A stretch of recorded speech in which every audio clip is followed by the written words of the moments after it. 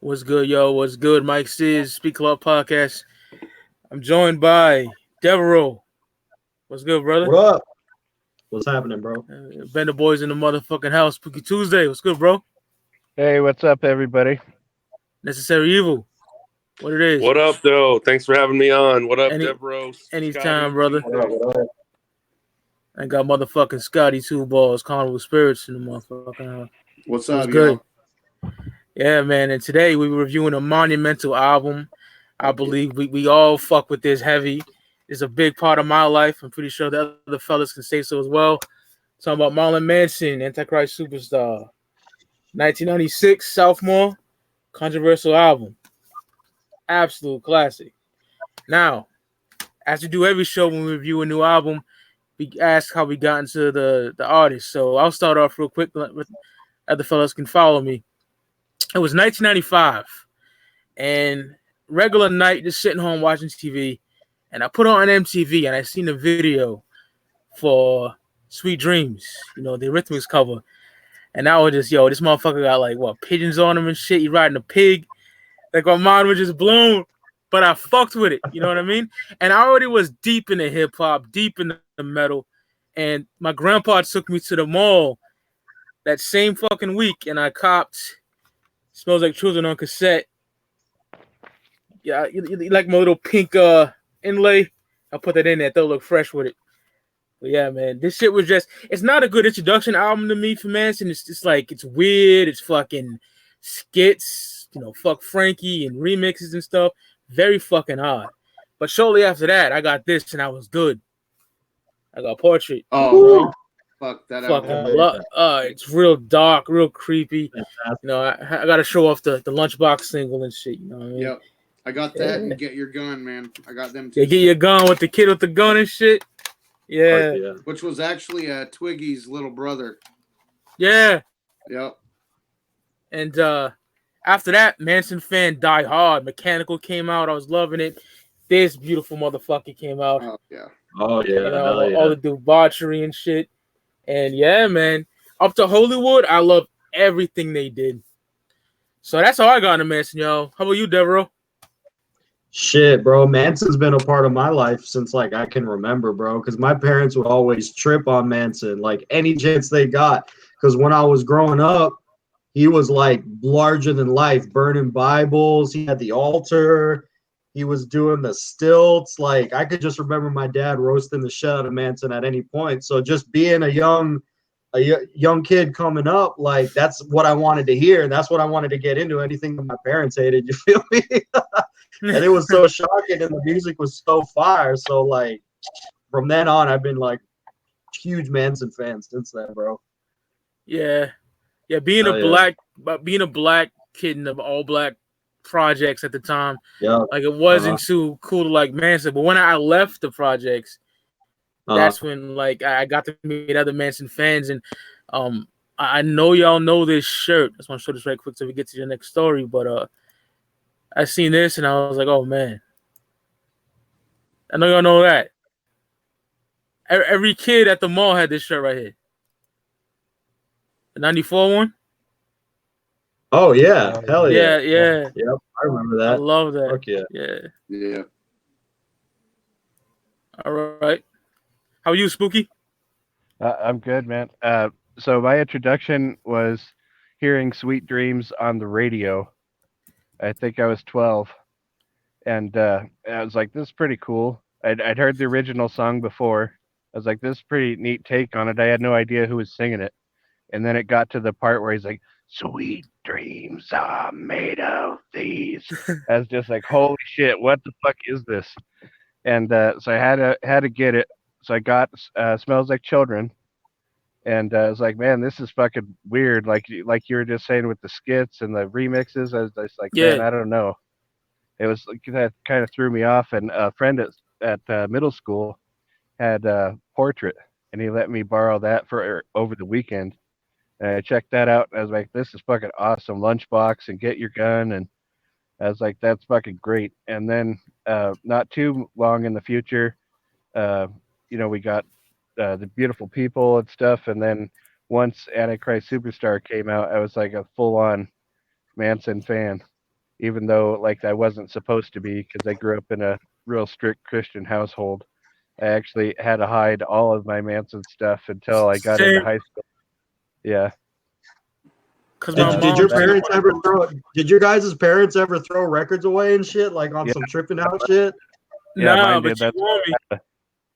Yeah, That's why because it would have gotten thrown away if I didn't. So I was a secret Manson until I got to high school. My parents stopped monitoring my music.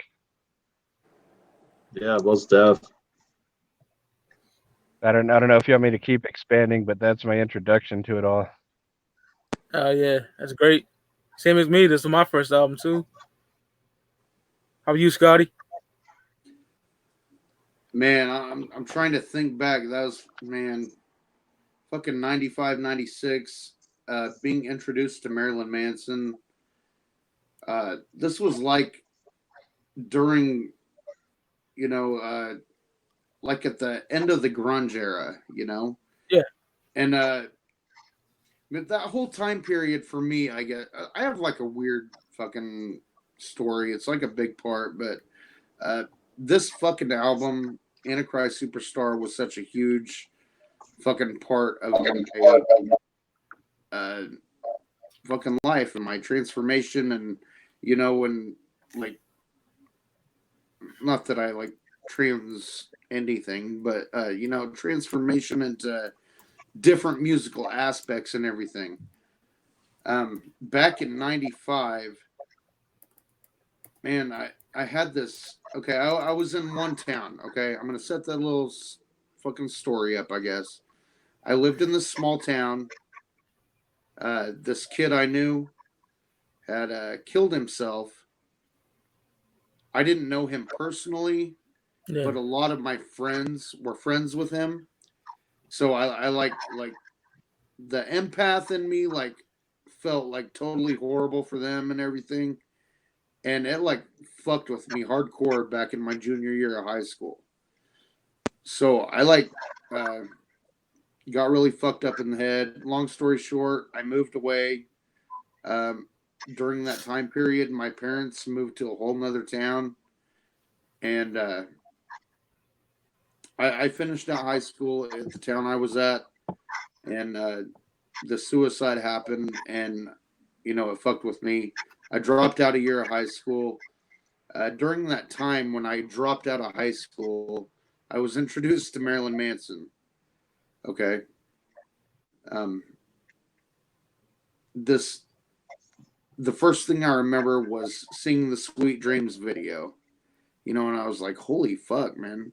Because I knew the fucking Eurythmics song, Sweet Dreams, you know. Yeah, same. And I was like, you know, you have it in the back of your head and says Sweet Dreams. It wasn't like a song I would bump or nothing. But once Marilyn Manson got a hold of that song and fucking did their fucking Sweet Dreams. I mean, you already knew it was a creepy song, but when they got a hold of it and like fucked with it, it was like, yeah, I gotta, you know, pay attention to these guys, you know. Meanwhile, I was like hardcore into like Korn and Tool, Same. and Same. you know, listening, man. I'm trying to get the years right here because I was like hardcore into like Death Row Records, Dr. Dre, The Chronic, fucking The Dog Pound, and Ice Cube. I followed Ice Cube and Domino, and Here we go. Here we go. yeah, Bang. man, yeah. So it was like all that shit was like intertwining, and then in that era, fucking Marilyn Manson. You know, I'm not sure where we're at with the story. I know I'm mumbling. It's all good, brother. I'm not sure where I'm at with my story, but I have a huge fucking story about Manson, that whole era. I have a fucking binder here, I will tell you. Oh, shit. During my time period. Who drew that? I did. Wow. That's fire. That is a piece I did. You know, wow. and I have held on to this binder because during this period was like in the heat of the fucking Manson era. And I was that. I was like so sugar. fucking hardcore into them back then. we'll get into that later. I don't want to fucking like take up the whole. We got to get into the fucking album. You know what I'm saying? So, but this whole era, yeah, dude, this album was huge for me back in the day. Fuck yeah. Evil, what you got, brother? We'll let Evil say what's up.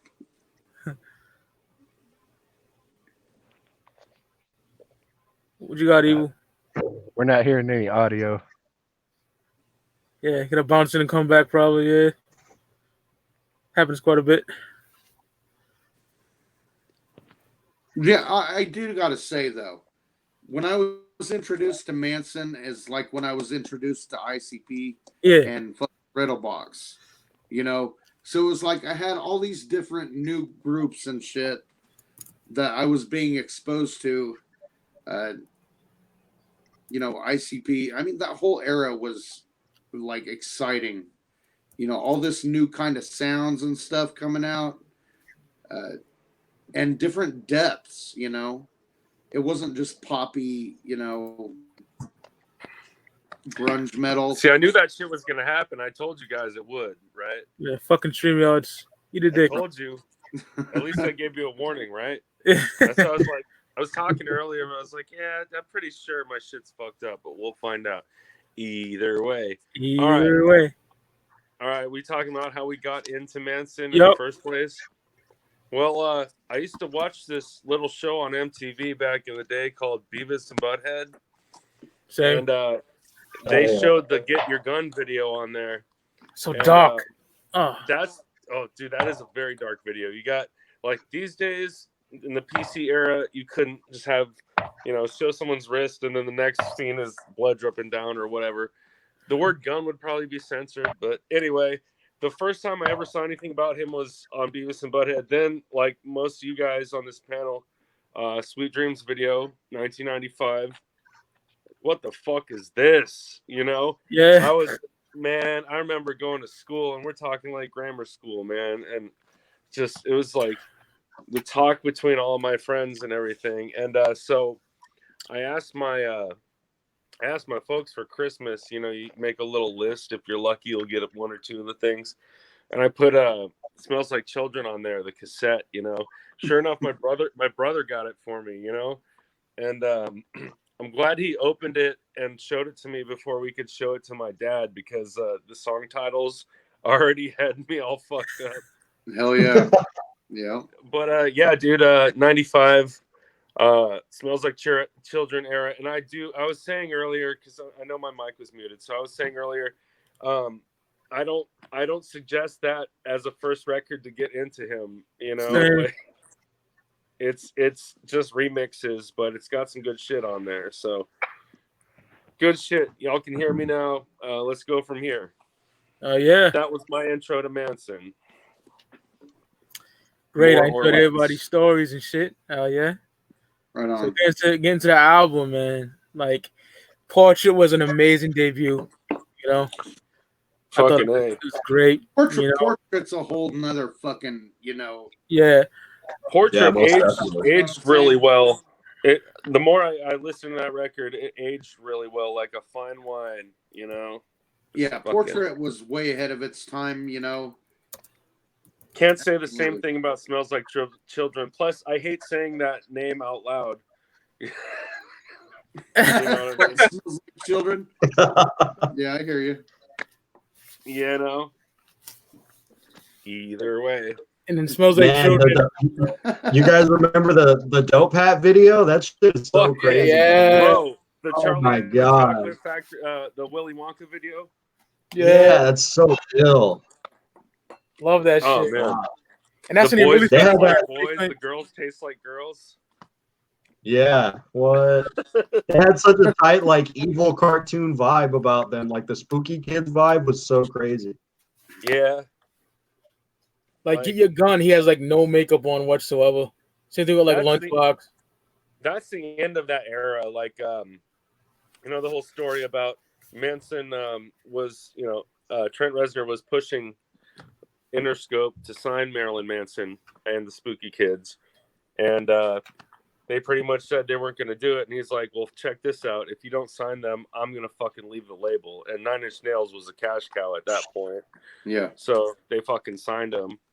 But yeah, dude, they dropped the name The Spooky Kids. And to me, that's still what they were.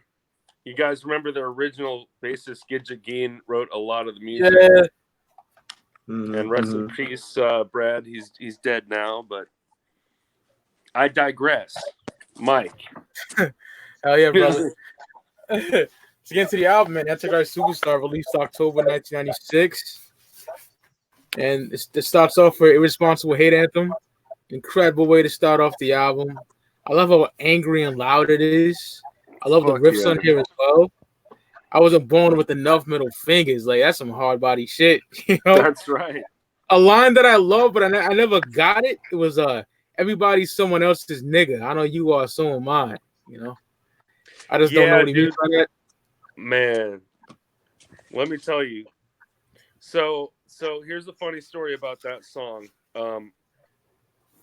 Back in high school, they did those Battle of the Bands things, right? Yeah. And I had a band, and we made the cut, and we did the show and all that, and we had like three cover songs and like 3 or 4 original just jams or whatever, and one of them was Irresponsible Hate Anthem. Well, we definitely knew going in we'd have to change that word to trigger, you know. Everybody's someone else's trigger, all right, you know. But the chorus, he says fuck it. He just straight up screams fuck it all the time. Fuck.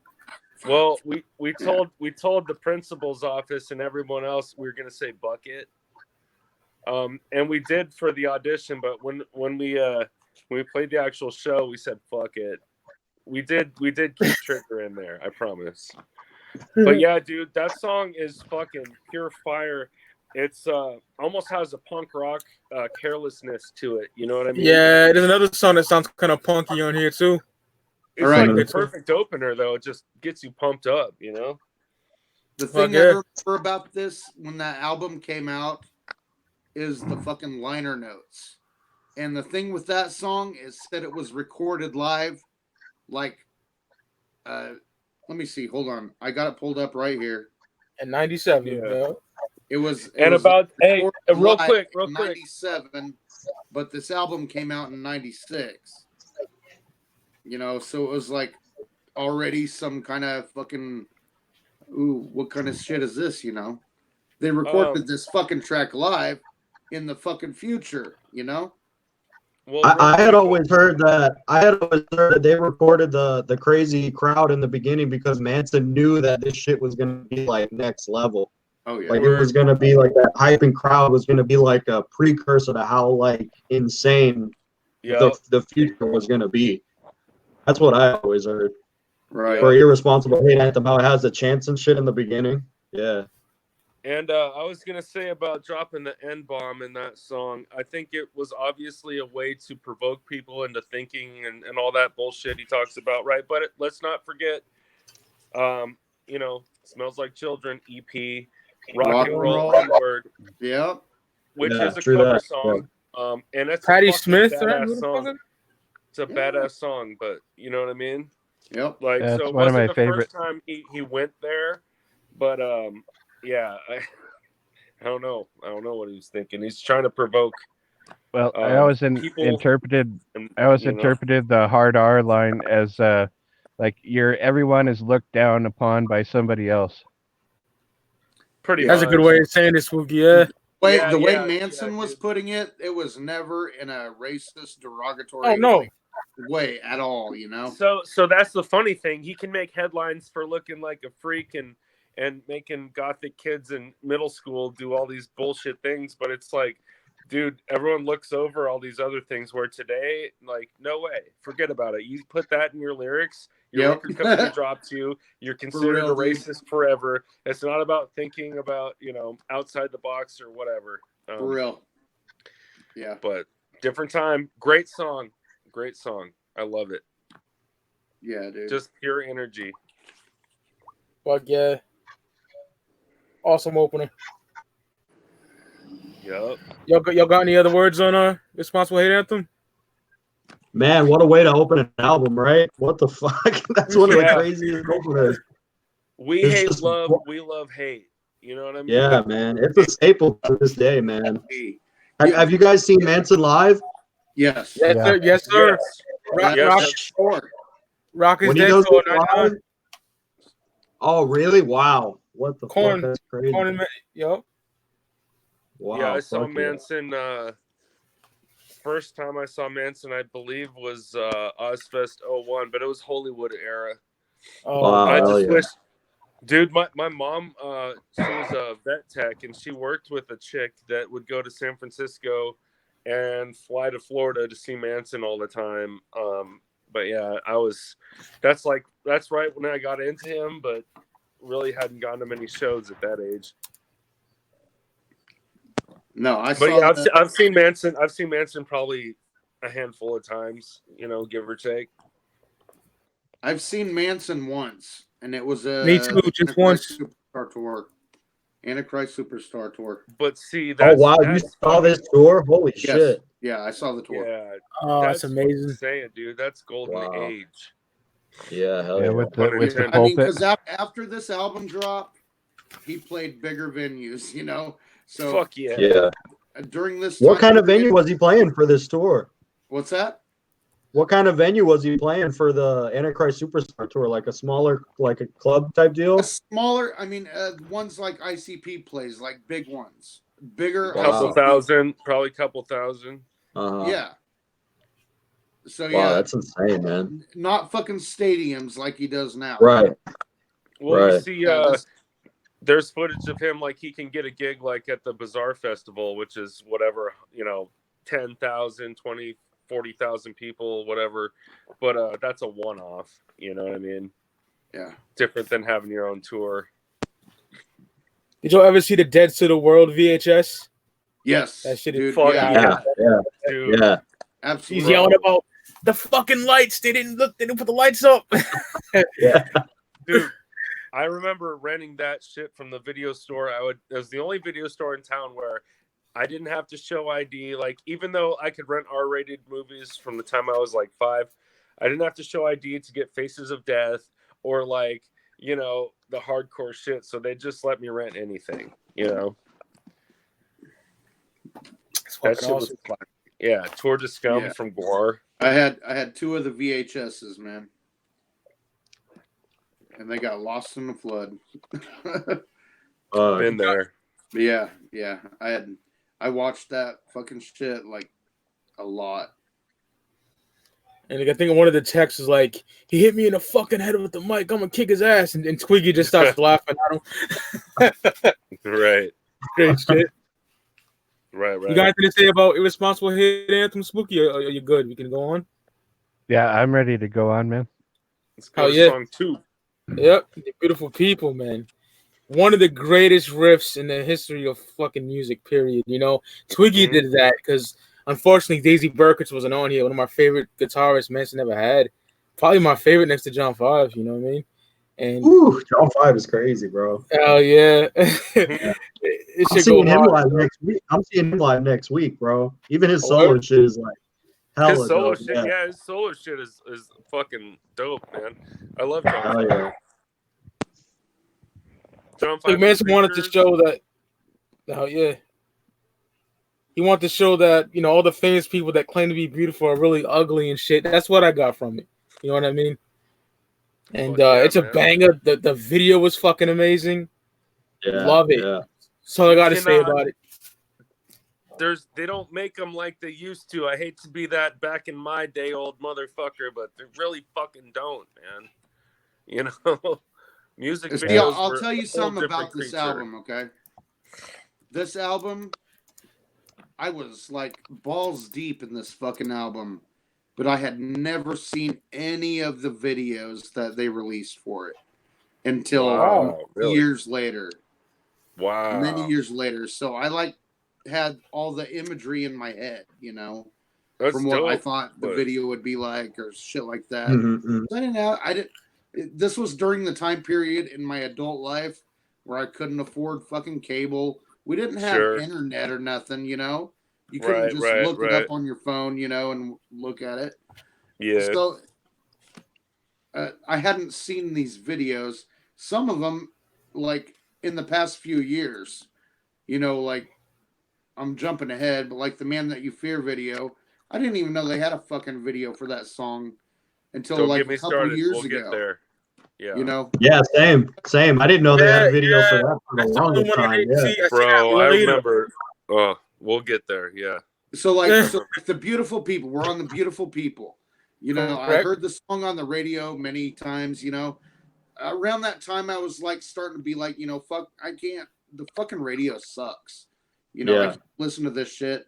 I got fucking Marilyn Manson, they just fucking released Antichrist Superstar. I'm gonna listen to this album. I'm not gonna listen to the radio.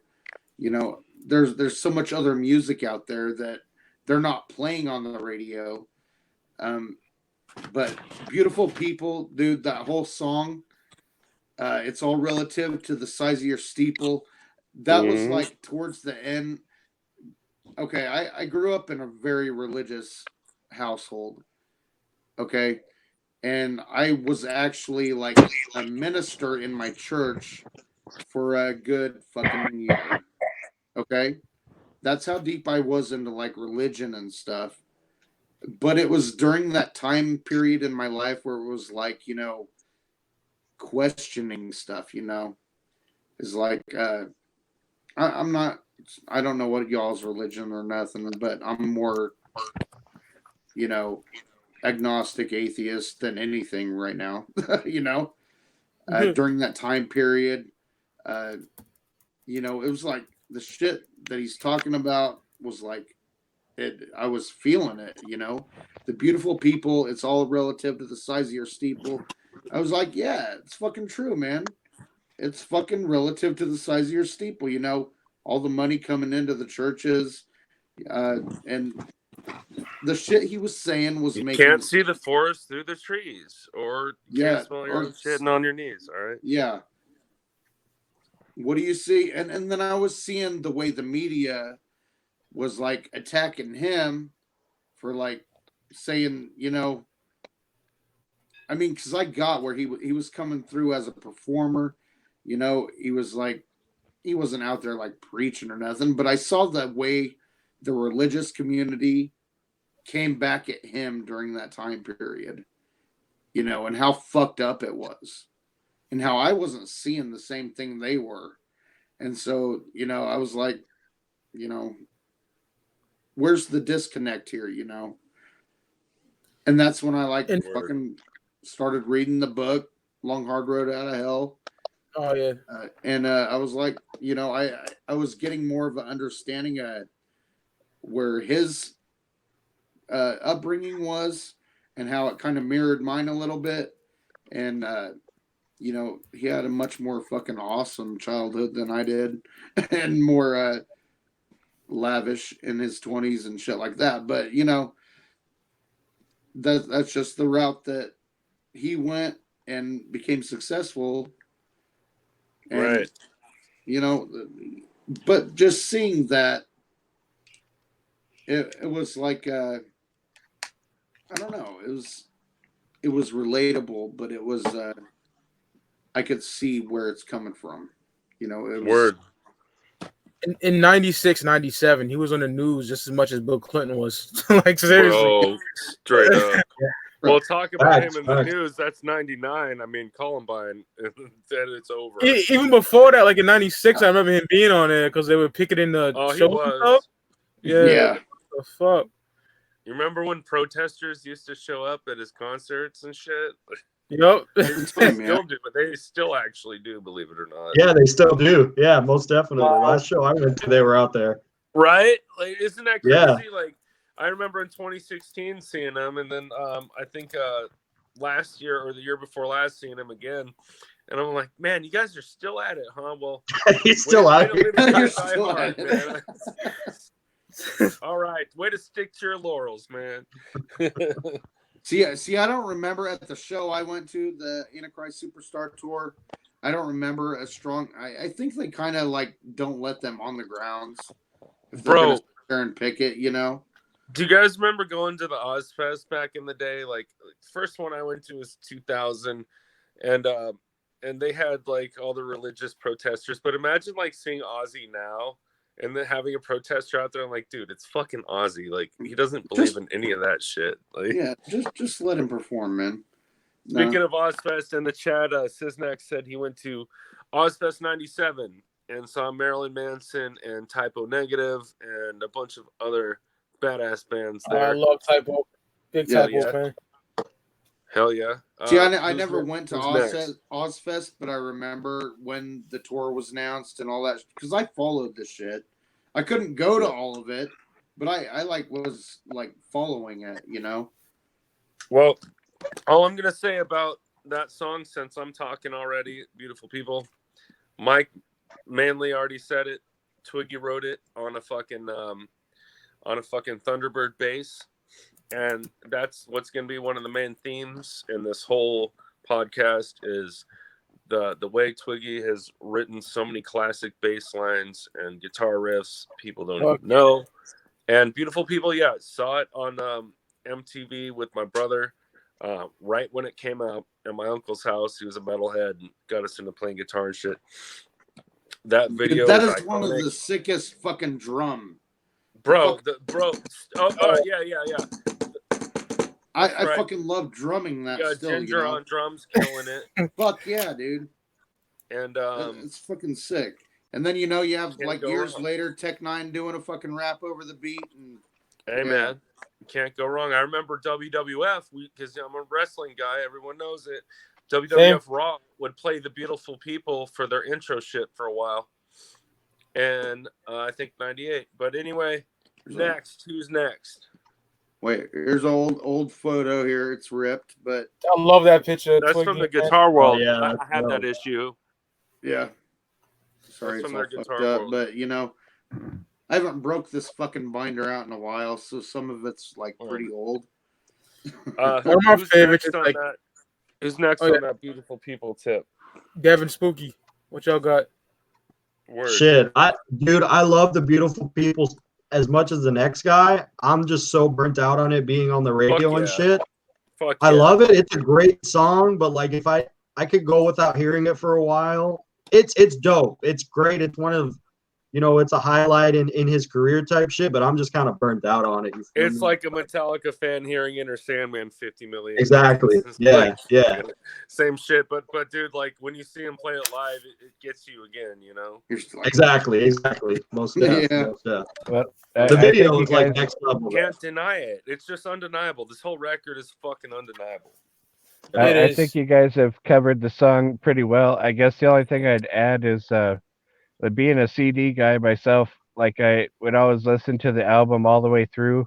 And so, for me, I have to hear Irresponsible Hate Anthem and then the Beautiful People and then the next song and then the next song, at least the first 4 in a row, without an interruption, or it fucking bothers me. It's like an earwig, Right, yeah.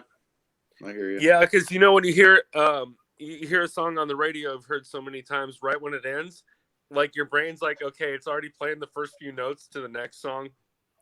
But exactly. It's fucking It's crazy because when I listened to it the past 2 weeks, getting ready for this review, I'm like, man, Beautiful People is such an amazing song. I forgot how good it was. Most stuff. Yeah. Hearing that for the first time, I mean, either way. Song 3. Hell yeah. Dried up, tied up, and dead to the world, man. I love the line. You cut off all of your fingers, trade them in for dollar bills. I just love that line. Right. Such a fucking amazing song. Real killer song. Love the instrumentation as well. Definitely one of my favorites on the album. Yeah, Definitely. I would say that this is. I would say I like this song even more than the first 2. I'm not mad at that because I love this fucking song, dude. It's fucking great. Mm-hmm. What you got? The breakdown at the end is gets me so fucking pumped, dude. Just that. Yeah, dude, it's fucking intense. Yeah, this one's awesome. I mean, I'll go ahead and give my opinion. check this out. It's my favorite song on the entire fucking record. Shit. It's the one I go back to every single time. It's the perfect mix of that Nine Inch Nails vibe that Trent's producing with that super fucking heavy guitar riff. It's that huge fucking chorus, dude. Yeah, You know, I'll be yeah. your lover, I'll be forever, I'll be tomorrow, I'll be anything when I'm high. Like it, you know, and the riff at the end, and he fucking hits that high 22 fret, dude. For me, I know, I don't care, dude. This is my shit. This is my favorite shit off the entire record. It has so much impact on me. I never get tired of the song, and I'm gonna quit gushing over it, except to say that the guitar work, the vocals, the lyrics, everything about it is fucking flawless. You got Pogo's fucking keyboards in the background holding that shit down. This is my favorite track on the record, and I'll go ahead and say that. Boom. Oh, it's dope. You know what line always stood out to me is let me think for a second. Pinch this tiny heart of mine. Wrap it up in soiled twine. Yeah, Now you must spit soiled out twine. the seeds. Yeah, you've never read what you've written. I never read. Yeah, I never. Either way. Amazing song. It's fucking dark, dude. It's dark as fuck, but it's like it's the epitome of the whole record in one song to me. Yeah, that's It's crazy how like It's crazy how poetic this album is when you go back and listen to it. Like when I was young, I would hear it, Right. and I would jam out and get heavy to it, and then coming back like later on, I'd be like, damn, like he really wrote some like crazy shit lyrically and like what he was trying to get, like trying to get his point across too. Because at the end of the day, this is like a concept record too. I didn't know that for the longest. That this is part of like a whole like 3-part series. Of hell, man. Yep. Yeah, there's a whole like universe going on with just these 3 records. You know, the worm boy becomes a fucking beautiful butterfly, more or less. You know, I guess. Yeah. But see, Antichrist Superstar was the first. I completely agree, man. It was the first album in a trilogy. I didn't know back then, but I don't even think he knew back then, dude. No, Antichrist Superstar, Mechanical Animals, and Hollywood were like a fucking trilogy. They're the triptych. Antichrist Superstar itself had its own fucking little story inside of it, you know? And really quick, before I forget this, check it out. So if you open up the record, there's only 3 people you see inside of it: Manson, Twiggy, and Gacy. Now, of course, you know, you had Ginger and you had the new guitarist Zoom Zoom, and also a lot of people don't know Daisy wrote a whole bunch of this record before he left and all that. Either way, but the 3 people you see in that record are probably the main 3 responsible. Check it out. Oh, absolutely. Manson. You got fucking Twiggy right there. You got Twiggy, you got Manson, and you got Gacy, Pogo. So those 3, man. It's crazy to me how Twiggy just wanted to be a bass player, but he wrote so many great guitar riffs, you know? No, dude. Another thing that's interesting about this record, dude, is that there's so much symbolism on this record. Like if you look at the front cover, like he's in like the Baphomet pose and like all that crazy like satanic imagery and shit all had like, it's all meaningful. Like there's all like little weird symbols and weird shit you catch on the record. Dude, for real. Go back. I thought my dad had a problem with the Smells Like Children EP, dude. Like, right. I'm telling you, dude. What's that white zombie shirt you have that says 666? I'm throwing it away. See, I can tell you, back when I was younger, my mother really loved the musical Jesus Christ Superstar. Did you ever watch that? Yeah. My grandma liked that shit. Okay, and you know, so I watched it many fucking times growing up. I know all the fucking songs from that. I'm not gonna say it's bad because you know it's a good fucking musical for that time period. You know, and the storyline and everything, and you know, and when Manson came along and did Antichrist Superstar, and you saw the parallels between, you know, what he's going for with his message for what they were going for with Jesus Christ Superstar back then, you know, saying Jesus was a fucking superstar. But, you know, that's I don't know, it's weird. But I see the way he went with it, Antichrist Superstar, you know, and how he's like playing on that shit, and it was fucking awesome. I love that he did that, and that really drew me more into it, just because I had such a hold on. They're coming for you. All the fucking time, man. But yeah, so yeah, that's another thing that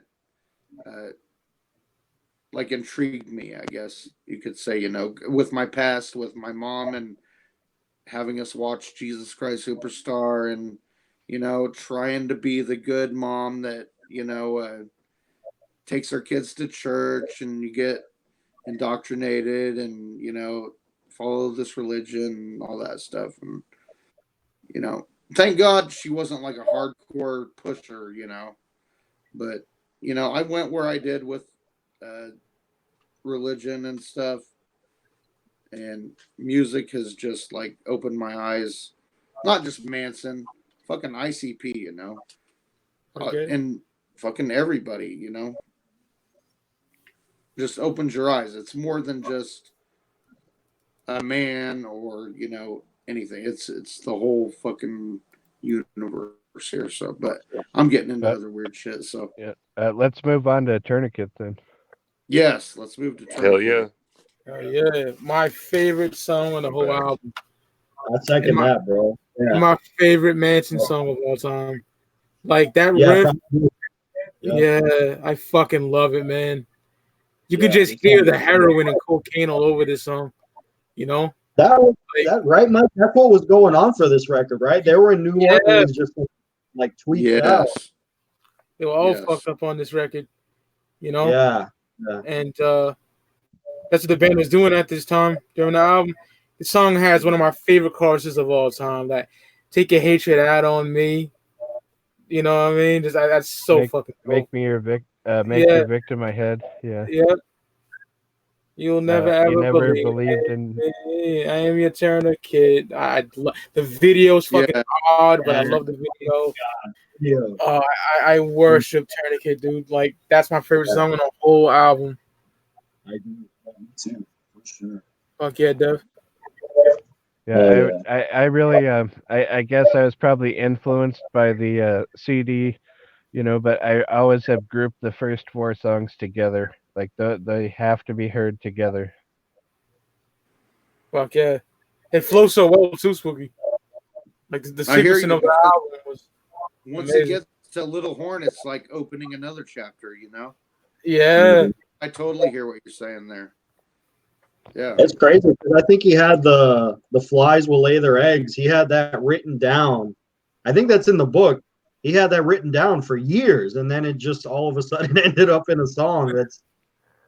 It's just another thing is like how poetic the dude is. You know what I'm saying? How he really like, yeah, the song is next level, dude. Like, shit. Yeah. See, that's one of them songs that I always listened to for many years. Never saw the video till fucking years later. And I was like, nice. You know? I mean, it's awesome hearing songs and having your own mental picture of what you're envisioning, you know? Because whenever I listen to music, I have a mental picture going on, you know, hearing the beats and hearing the lyrics and all that. You know, that's all part of music. Like Tourniquet, you know, yeah, I had my own mental picture, you know, and then they put their vision into a video form.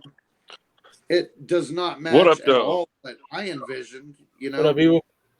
but it's still fucking dope. So Thank you for understanding. I told you this would happen beforehand, and StreamYards is terrible on your phone. But yeah, are we still talking about Tourniquet? Yeah, we on Tourniquet, brother. Oh yeah. All right, who's next? You. You can go. Yep. Oh Already well, talked damn, good timing. I'm gonna make this short and sweet. I mean, we all know it. It starts out with that amazing fucking bass line by Yeah. Jordy White, Yeah. Twiggy Ramirez, if you Yep. will. The guitar riff in it to me was always interesting. As a guitar player, it's not so much a riff as a lick. You know what I mean? It's not chugging along. It's just bending that fucking note in a really cool way, and makes it sound really sad and fucking gothic and creepy. But I'll tell you, the lyrics. I wrapped our love in all this foil. Like, I never wanted it to end this way, but flies will lay their eggs. That's actually from an old poem that Manson wrote back in the day. And the fucking video is one of their ultimate best videos.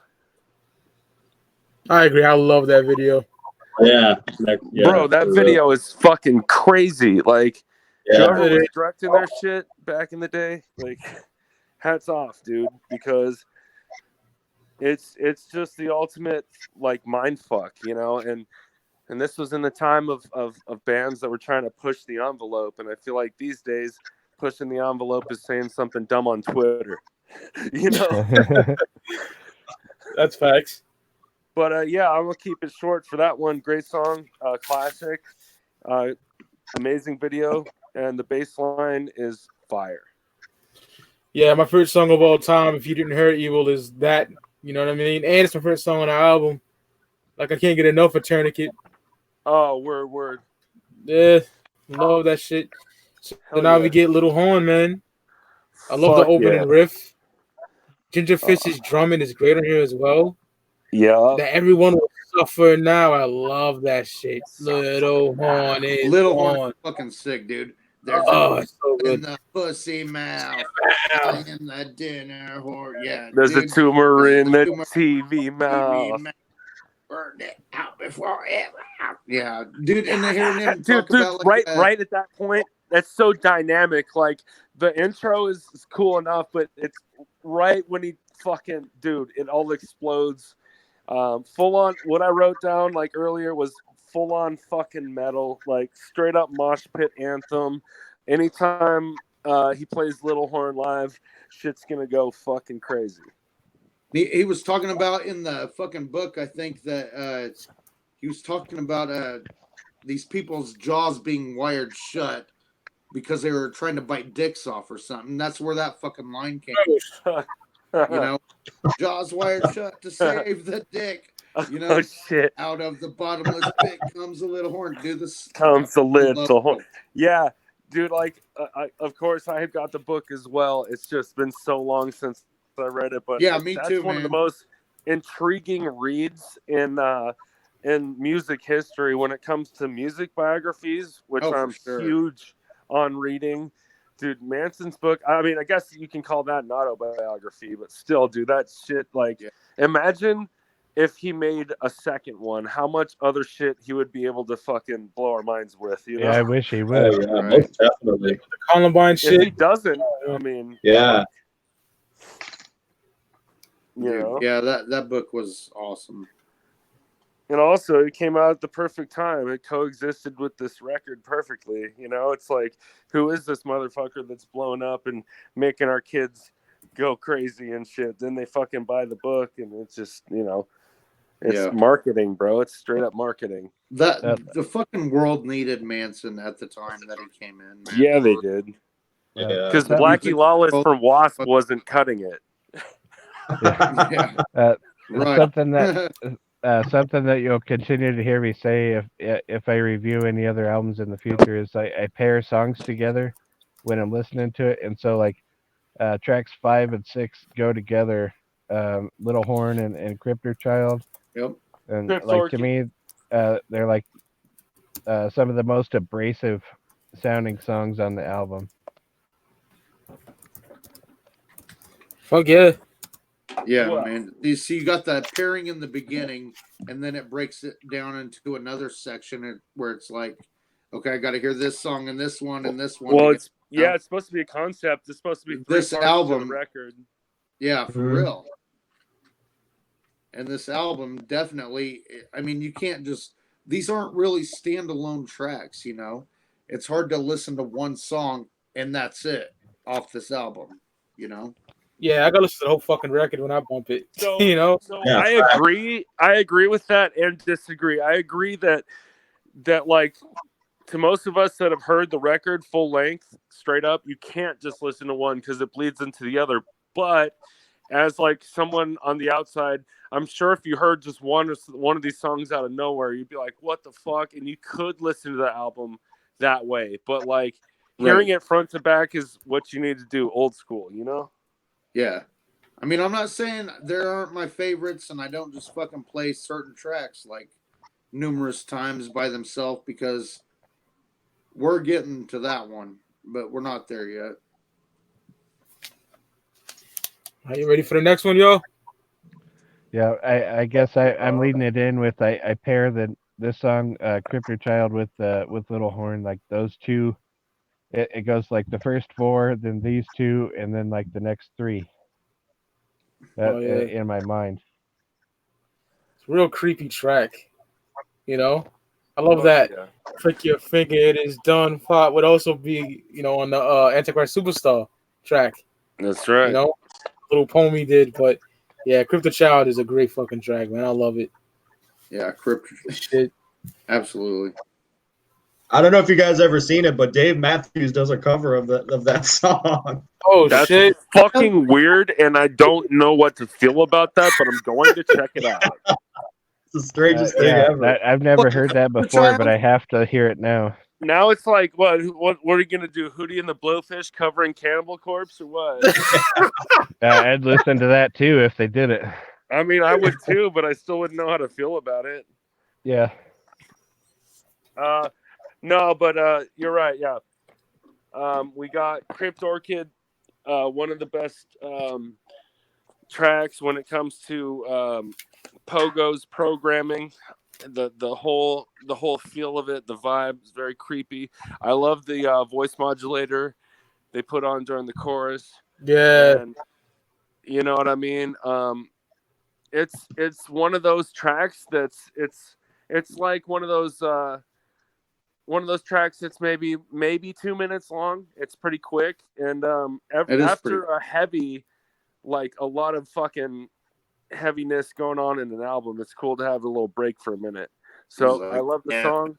Get to 7 because you know they're talking about number 7 being like the perfect number. Yeah, navigate the 7. Yeah, I think Juggalo John said this was his favorite on the record. But I digress. Great fucking song. Cool little interlude, if you will.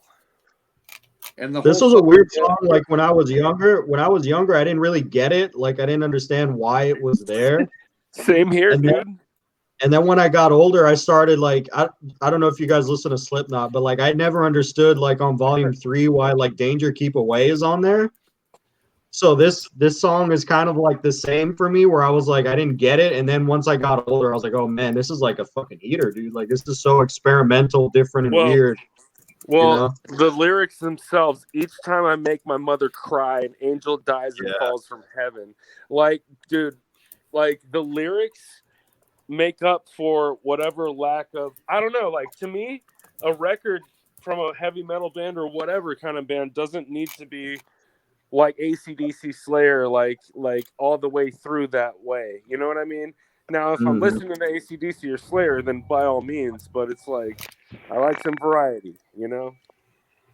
Makes you think, man. It makes you fucking think. Exactly. All right. That's Cryptorchid. Oh, yeah. What do we got next? Well, okay, I'll lead it off again.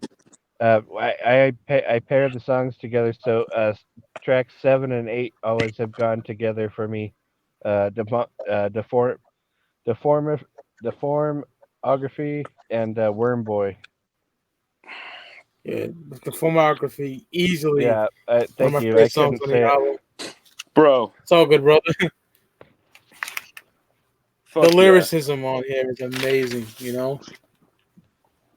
Lift you up like the Dude, sweetest angel. I'll take you down like a whore. I'll make Dude. myself sick just to poison you. That's Yo, some cold-blooded shit, yo. check this out. Yeah, for real. This is how like you can catch traces of Trent Reznor's brilliance on this record. The very first little fucking beat that it opens up with just reminds me of some Pretty Hate Machine type shit, you know? And Yeah, love that album. when you wish upon a star, don't let yourself falling too far. Fell into you, now I'm on my back, insect decaying in your little trap, squirm into you, all that, and then fucking you hit the drums and boom, dude, that fucking beat goes so goddamn hard. This is probably top 3 or 4 on the record for me. It's very underrated.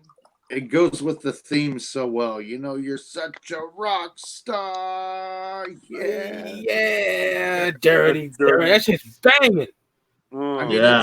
it's the whole fucking Bro. thing. It's like Hey, the yo, theme is just there throughout this album, you know? dude, when the beat really drops, you got fucking Twiggy's bass once again, a huge theme through the album, just carrying that fucking drum beat. You know what I mean? You know what I mean? Like, I think Twiggy's bass work is really underrated on this album. Like, he doesn't get enough credit in my eyes for Bro. all the crazy shit he did on this record. because I mean, Mike knows, like everybody here probably knows, like that read the book and all that. Oh yeah. Scott Patesky, aka Daisy Berkowitz, their pretty much original guitar player. I don't know. They had some things going on, so he wrote a lot of this record, but like didn't end up on it. So Twiggy kind of had to play that role until they found Zim Zoom. Zim Zoom. But he barely, like, he actually. The album was already done when he got there, wasn't it? So check this out. John Five's picture is in Mechanical Animals, right? Yeah. But Yeah, he didn't record. He didn't anything record but, shit like, on it. No, He recorded like one track on it. I remember that. Yeah. Yeah. Yeah, I remember So that. it's Yeah. this weird dichotomy of different guitar players that go through Manson's whole career, which is kind of interesting as a guitar player and a listener to be like, damn, they all add their little flavor, but you know. And later on, you get like This- Twiggy playing guitar and shit. Like Twiggy's playing Mhm. guitar for Manson, and High End of Low. Yeah. yeah, Yeah, I I remember that yeah. picture, Scotty. Like Zim Zoom was in a lot of those pictures. Yeah, Zim Zoom right fucking there. But his fucking guitar work, to me, like, I loved his Fernandez guitar, and he was a really heavy player, and I thought he fit in great with the band, honestly. So, do you guys remember that show where Manson cut himself? I forget. I think it was part of the there's a Antichrist. bunch of them, but Did Bizarre you say that Festival, show? 97. It was the one. This it was whole a daytime time show. period. Yeah, Check out, He used to do it at every show, not that show. I was gonna Yeah, say, no, check out the one Bizarre I've Fest seen it on 97, YouTube where that's the show where he throws the mic stand at Ginger. and it knocks him out. Ginger I Fish. think so. When he goes to play Beautiful People. Dude, he used to abuse the fuck out of his band members. yeah, for real. I mean, all right. And So they yeah. talked a lot of shit about him. what do we got? So, does anyone have any other feelings on this song? Or Twiggy. Like I said, I pair the two together, so like, I don't know, like I always think of them both as almost as one song. word? Just the I feel riffing on you. there too. The riffing on that shit is incredible, man. Well, yeah, dude. Like straight up, If I can't have you, no one will. And oh man, bro. Those lyrics are fucking heavy. Hell yeah. fuck yeah. And also, So I was you going going to say about Cryptorchid, that's probably one of Gacy's top masterpieces in that band. I agree. You guys know, like, you remember reading the book? He didn't even know how to play keyboards when he joined, and they just got a keyboard and figured it out. Now we get to Worm Boy, man. You're right. I'll be honest. Never was one of my favorites on the album, but it's not a bad track by any means. You know what I mean? Word. It's just not a standout for me, but I love that when you get to heaven, you wish you were in hell line. I love that. I love that. I think it's, my opinion, real quick, is it's more one of those conceptual songs, and I also is a little bit about acceptance in a weird way. You know I am everything you said I was. You said I was. So, but yeah, it to me it just continues the story along. It's a sleeper hit, if you will, if you can even say that. It is one of the, I won't say weaker tracks, but weaker tracks, you know. The lyrics that always stood out the most to me is love everybody as destroying the value of, all hate has got me nowhere. But damn, see, I can't even call it weak though. It's like, when will you realize you're already there? Dude, that shit is fucking savage, dude. I don't know. But out of most of them, that may be my least favorite on the record. I don't know. It's a good track, but it fucking fits the album for sure. I would take Manson's worst song off Superstar than like a certain band's best song off of their new record these days. Just saying. Yeah, and that's like the only song that I'm not too keen on, but I do like it. It's not just one of my favorites, you know. I like I like the lyrics in the verses, but all right. It's not one you'll skip, but it's not one you'll search out either. No, exactly. Right. Unless you're got to say about Worm Boy, Devin, Spooky, or I feel you guys on that. It's like it's a good song. It's just not like, it's just the everything around it is just like so next level. You know what I'm saying? Like, yeah, but it's a good song. Yeah, it's true, man. So if we're moving on, we're hitting my third favorite song on the album, which is Mr. Superstar. Yep, Mr. Superstar. Fuck yeah. Absolutely love this song.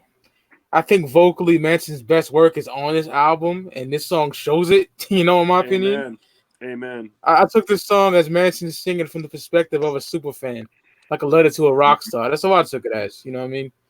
But to me, this is like a wicked shit song. This is like the Stalker or something. Like, it tells a story of some crazy ass fucking fan just like getting more obsessed and more, you know what I'm saying? It's like it's crazy. Like, it's the storytelling song to me. Like, I never even thought about it like that. That's a good perspective, actually. Yeah. Hey, Mr. Super Fuck. I want to go down on you. On you. I mean, hey. It's so simple, but there's so much fucking power behind it, you know? The riff and the drums the fucking drums. Fuck, dude.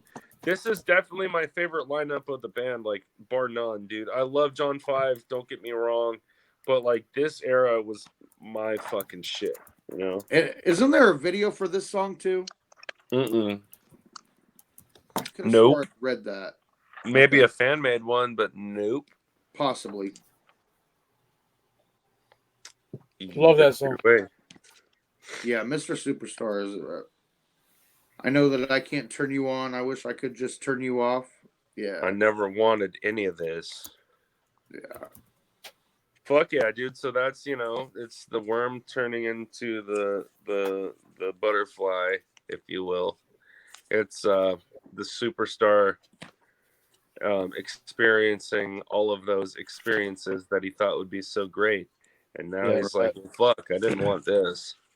Well, if we're going into lyrics, I always think of the lyrics towards the end of the song where he's, hey, Mr. Superstar, I'll kill myself for you. Mm-hmm. Yeah. I'll kill you if I can't have you. Superstar, super fuck, baby. Super fuck. Baby. Right. Another classic, dude. I can't even express how to rate some of these songs on a scale of 1 to 10. Like, yeah, it's hard, but I'd rank Mr. Superstar as my third favorite on the album. Right on. Oh yeah. Now we get to Angel with the Scab Wings. Oh my god, that's a great song. Love this fucking song, dude. fucking Fire. this The song. riffing like, on here is next though. Yeah. Dude. Fuck yeah! And One of my it's favorite fucking- songs. Man. Yeah, Scotty, When take the it, brother. Go drums ahead. fucking kick in. Yeah, we yeah. used to have little parties and shit during this era, like back in 96, 97, when this album was real fresh and new.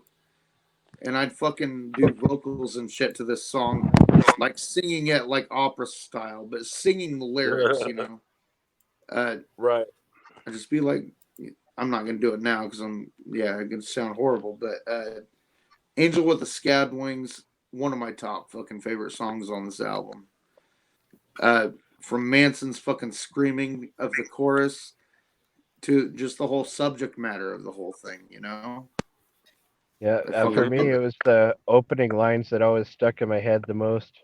You know, like the angel with the scabbed wings, hard drug Hard face, drug want to face, powder wanna- his nose. His nose. His nose. He will deflower He the will freshest flower crop. freshest crop, dry up all the wombs with his rock and roll source. That's right.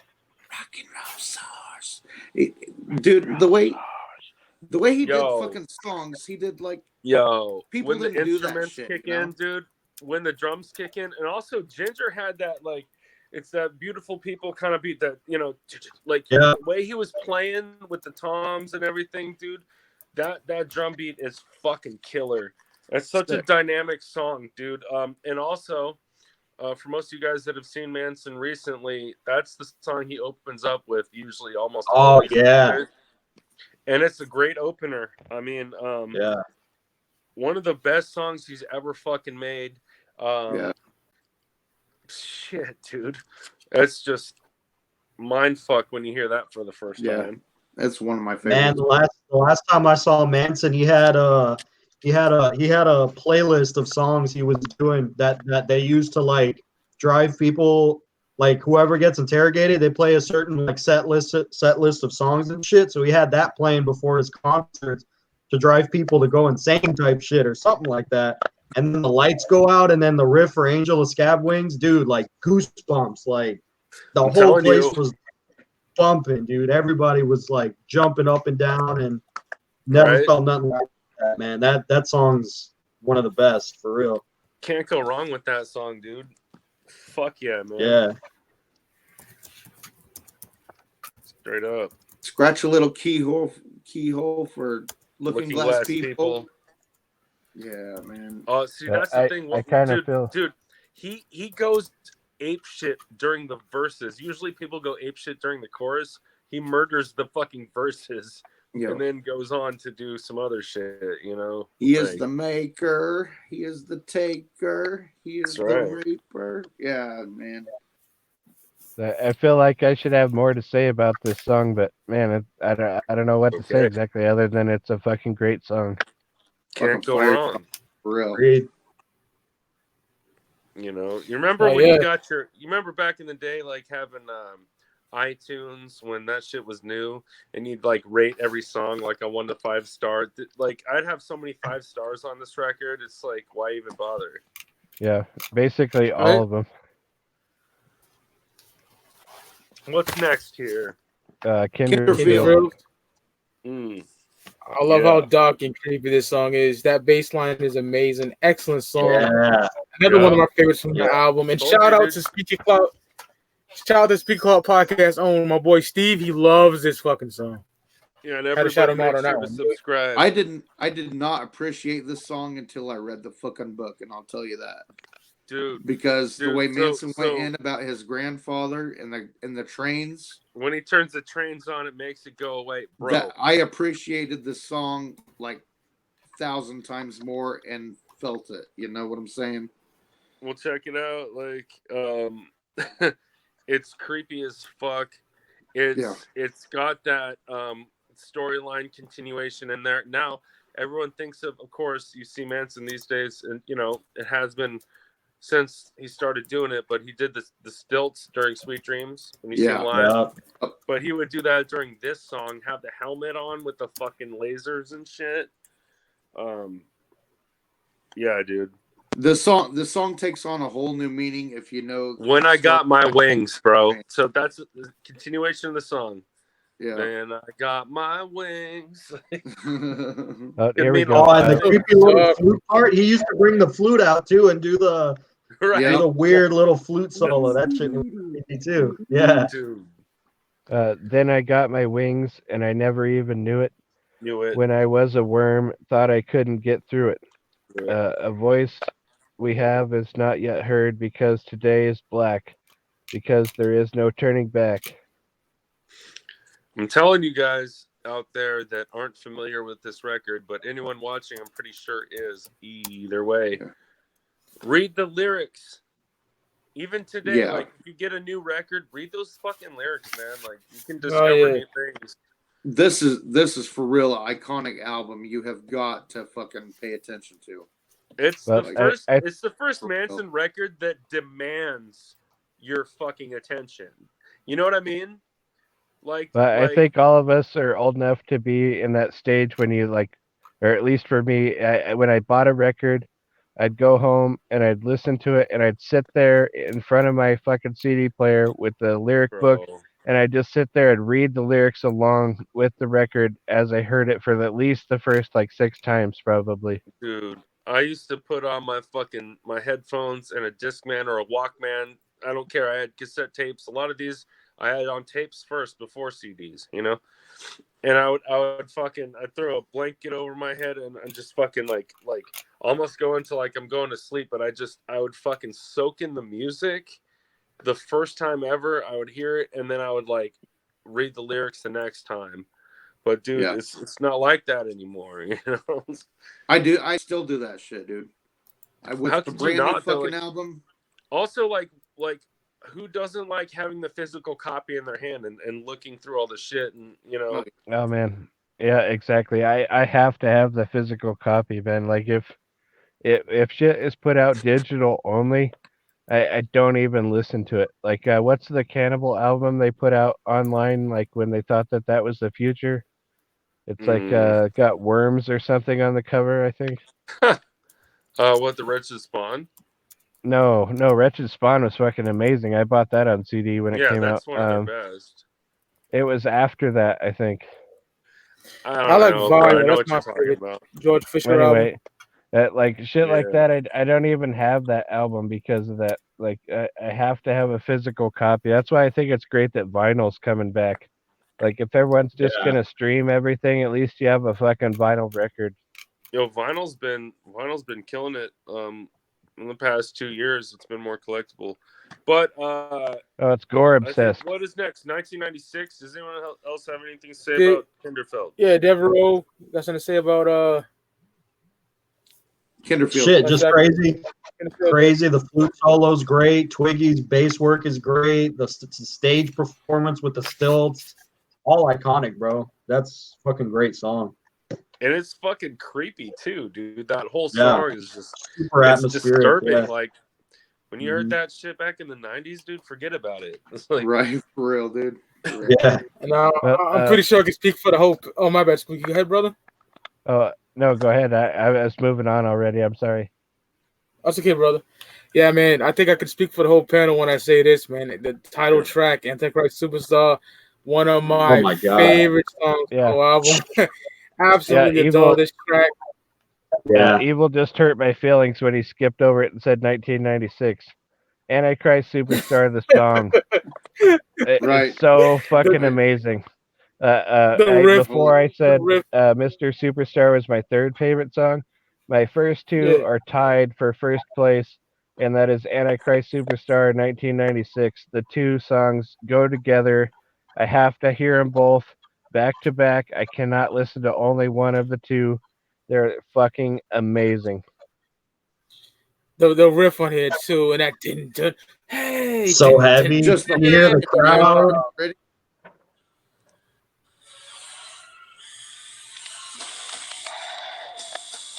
That shit, right? Yeah, man. Yeah. And that that riff, it gets my dick hard. That riff. Oh man, so good. And the fucking and I love when they perform this live. And he's ripping on the Bible pages and shit. HS, man. Yeah, lights it on fire and throws it or whatever. It's so crazy. Yeah, That's so tight when he does it live with the fucking podium and the president fucking like podium. suit or whatever. Yeah, so ill, man. I seen that live and I lost my fucking shit. Well, Oh, you I guys were bet. talking about music videos a little while ago. Like I didn't really see a lot of the music videos until later, like Scotty was saying. Yep. But what I do remember seeing is the fucking like tour DVD or VHS, where Yes, they Into the fucking World. and they were showing this song, and it was like the beginning of it, and he was standing at the pulpit, like pumping his arms, you know, and like, yeah. oh my god. Yes. Yeah, dude. Yo, early on seeing Manson doing that shit, I was like, yo, he's really the Antichrist, bro. Like Yeah, I he's was the like last dangerous rock star. yeah, early on seeing that shit, because I remember that would be like a big clip and the media would play, would be that Antichrist superstar like music video of him ripping the Bible up and shit. That dead ass scared me, bro. I was like, what the fuck? All right, so I'm gonna contradict your opinion there with my opinion. I grew up in a very religious household, and I never saw Marilyn Manson as the Antichrist. I always thought that people who thought that he was the Antichrist were fucking idiots. I was like, this Yeah. isn't the Word. Antichrist. The Antichrist is a bad person. Marilyn Manson is fucking awesome. Well, here's the thing, man. I had so many people, friends and family, religious and not religious, just freaked out about the whole thing growing up. It's like, dude, I mean, you guys are around for, you know, these people I'm talking about. You're around for like Alice Cooper and Kiss, and it's like, haven't you been through this? Yeah, well, I also love. You know what I mean? Haven't you been through this before? Like, it's just music, dude.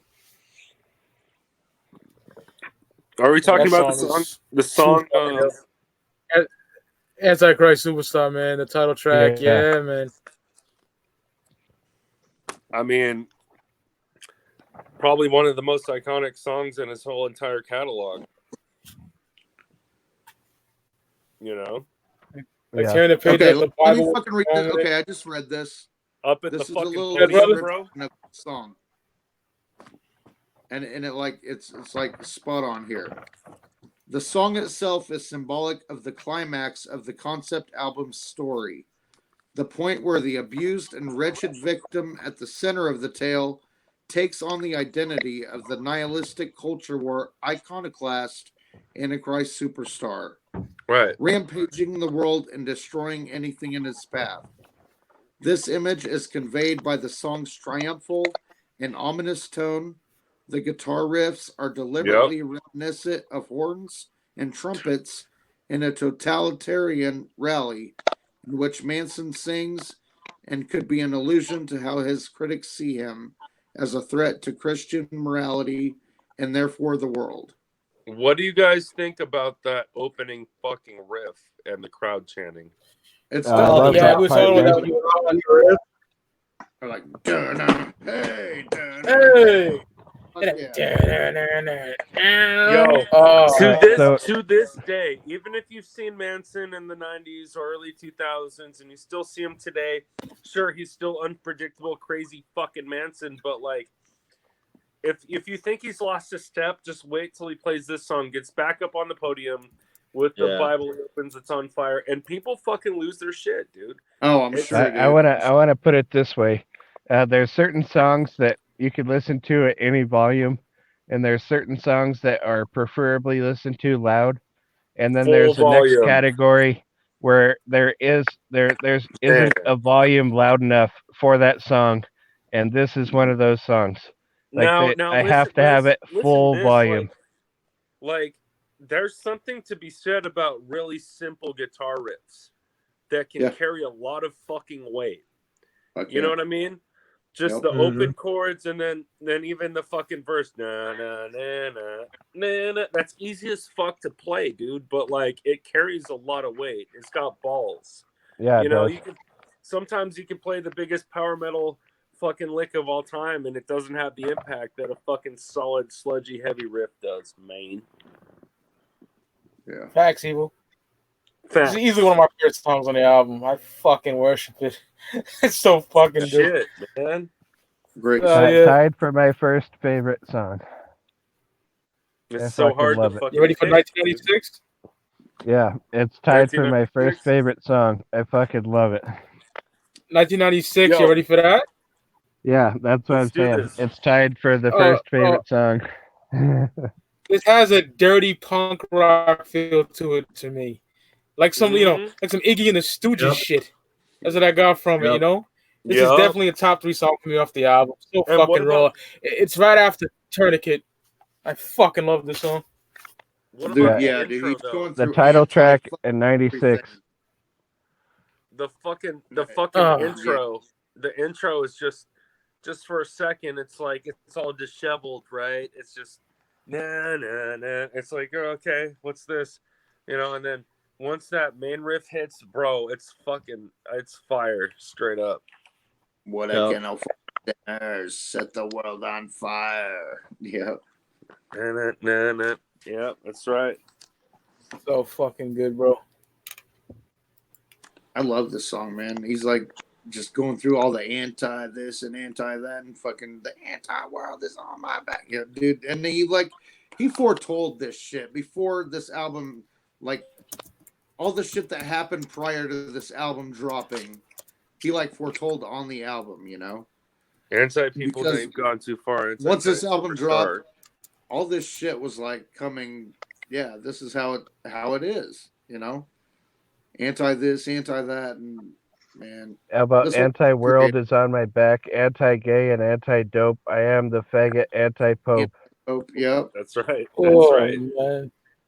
See, he's Here just was your fucking. Antichrist superstar. He's pushing Dude, all those buttons in Yeah. society that he can fucking push. Because he was you know like what I mean? self-proclaiming himself the Antichrist superstar in this album, but once this album dropped, everyone was calling him the fucking Antichrist, Mhm. Yeah. And for real.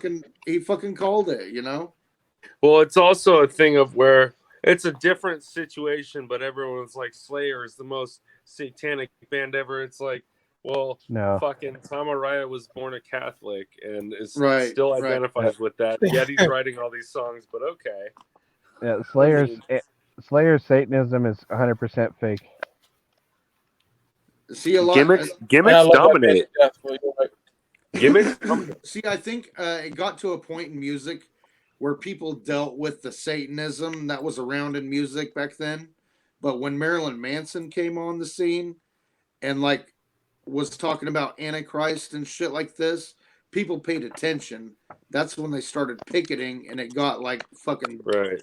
huge, Well, I mean, they really did pay attention, but for some reason they weren't paying attention to a lot of the black metal bands out of the time, and the death metal bands. Yeah, no kidding. Whoa! I mean, No that's not kidding. fair. They tried the They whole didn't. Tipper Gore thing, and they got the parental advisory sticker made and all that.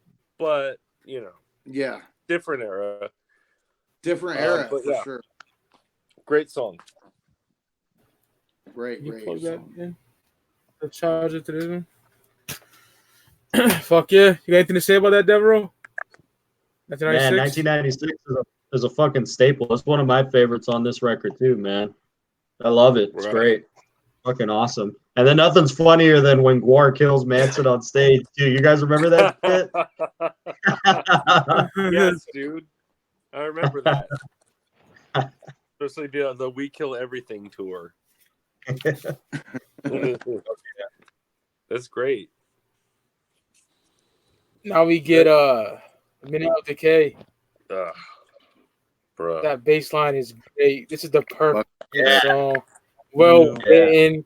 The musicianship is amazing. Like such a great track, and it's going into the closer of the record, and it fits so well in the sequencing as well. Like they don't do albums like this no more, yo. Like they really don't.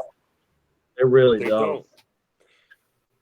And Minute of Decay is one of my top favorites on this album also. We already talked about that bass line. It's another one that Twiggy's fucking killing it. You have that really creepy, almost somber piano that Pogo's doing. That shit. And the lyrics are amazing. There's not much left to love. Too tired today to hate. this is definitely, I would say, probably my second or third favorite on the record. The really minute hard that to it's choose. born, it begins to die. That's right.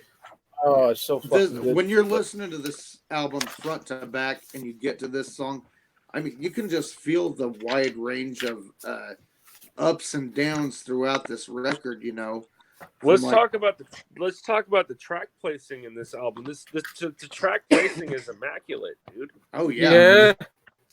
It really they bring is. you right down, and then they bring you right back fucking up, dude. Like, okay, And the plateaus, the peaks and valleys are just in perfect spots. I mean, this record, it is front to back, should be listened to that way, in my opinion. Yeah, I agree. But I talked about how I pair the songs together. So to me, the last three are a group: Minute of Decay, Reflecting God, Man's Due Fear. Right. But yeah, I don't have a bad word to say about any of it. I fucking love it all. Agreed. Agreed. 100%. What do you think, Dev? Minute of Decay is crazy. It's another one kind of like Crypto, where it's just so somber and spooky. It's one you just kind of fucking sit in the dark and put your headphones in and just kind of go for the ride. Right. I love you gotta it. be like, even if you're not in a certain kind of mood, it'll put you in that mood, you know? Yeah, most definitely. Yeah. It'll suck you right into that shit. Yeah. Yeah. Don't cross the streams. Now, one of my favorites is coming up, man. This song is incredible. The Reflecting God. Your world Oh, is man. ashtray. Again, like Twiggy's bass playing is great on Twiggy, here. yeah. The chorus. The lyrics definitely one of my favorite on this album. You know what I mean? Just it's so fucking heavy as well. I love Reflecting God. The guitar takes a back seat in the song until the chorus, but it's perfect. Yeah. That's what I'm saying. Twiggy murders this record. If for you're sure. wondering what's so special about Twiggy Ramirez, aka Jordy White, listen to this fucking album. Do this before you listen to any Perfect Circle shit, whatever. I'm telling you guys, bass lines for days and guitar riffs for days. Yeah. I went to God just to see, and I was looking at me. You know? Oh man, that breakdown at the end, holy shit! And yo, what the about when he acoustic switches part? it up? I went to God just to see. Yep. Yeah, he switches it up, and it's like acoustic and a oh, live dude, setting. this is probably my favorite track on the album. Reflecting God. I mean, and it's hard to pick a favorite, but it is. It's I could not argue with anybody about saying that, dude.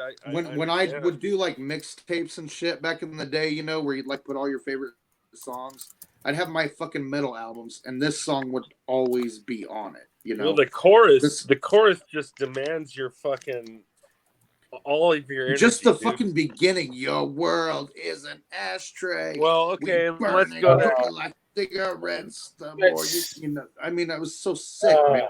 Real quick, we have to go there. So, we all know about the Columbine shit, right? Yeah. And when Manson caught a bunch of heat for that, right? Yeah. Well, there was a Rammstein CD in the kids' CD player, and there was this CD in a CD player, and it was actually on Reflecting God from reports that I've read. And, shoot, motherfucker, just one shot and the world gets smaller. Yeah. So the family probably would have some sort of a lawsuit, but come on, dude. Like it's music and entertainment is all subjective. You can take it whatever way you're gonna. If you're sick in the head in the beginning, you're gonna be sick in the head in the end. I don't care what the fuck you listen to. See, it's crazy because I remember that when that happened, and I was doing a lot of shows back then. And actually, the Wicked Clowns from Outer Space tour had hit Lawrence, Kansas, and I went to that show, and I remember Violent J up on stage saying that they were getting blamed for the Columbine thing also at the time. Sure they were, dude. Well, and they were like, you know what? If these two kids claim juggalos, if they were real juggalos, they would have took out the entire fucking school. Yeah. And I was like, That's so oh, dope. shit. Back Shit, then, because it dude. was like fucking crazy, and I was like, oh, I fucking love these guys. But All yeah, I'm gonna getting back- say is like this is probably his most controversial song. Shoot, shoot, shoot, motherfucker. I mean, Yeah. I'm trying to think of another one in his catalog, and there's a couple, but they don't really reach the level of one shot and the world gets smaller. Shoot, shoot, shoot, motherfucker. You know? Tell me So- not when it gets to that shoot, shoot, motherfucker part. You just want to fucking headbang.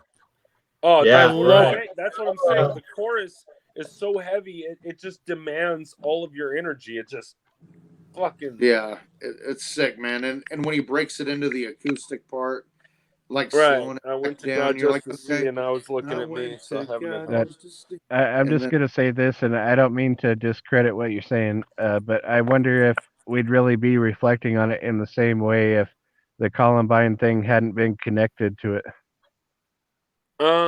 More or less. I feel like some shit would have got blamed on him either way. Back then, he was enemy number one, dude. He was all over Fox News and all that shit all the time. You Yeah. know? This is but actually I'm the just first saying- time I ever heard that about that song even being correlated to it. So yeah, Oh no, it I is. But I love that understand song. what you're saying, Tuesday. yeah.